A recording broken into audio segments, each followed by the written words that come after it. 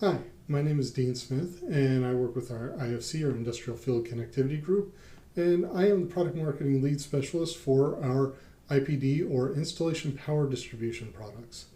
And so I just want to do a quick overview of what that product is and what that means, and so let's take a closer look.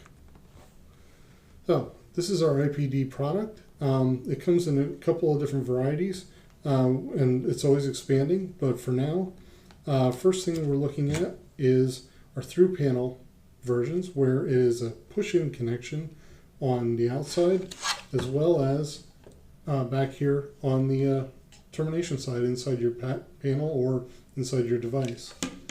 So you have that in 3 positions, or you have it in 5 positions, and we can do that in light gray or black. Now, in addition to this, this is just your typical through panel version, kind of like a just through panel terminal block. But for disconnect solutions, we also have a push lock type that's in a 3 position right now. So what we do to unlock it is we just give this mechanism here a little twist, and we can pull that out.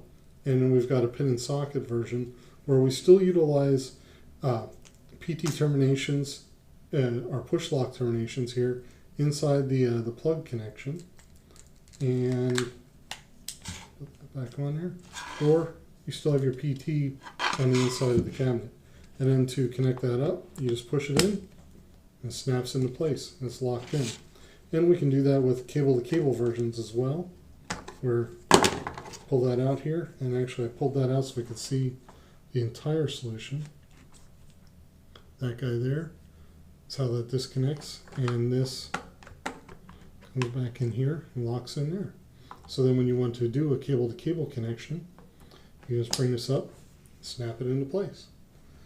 And that is our installation power distribution. It's great for lighting applications. Some motor drives, these guys will handle up to 20 amps per power.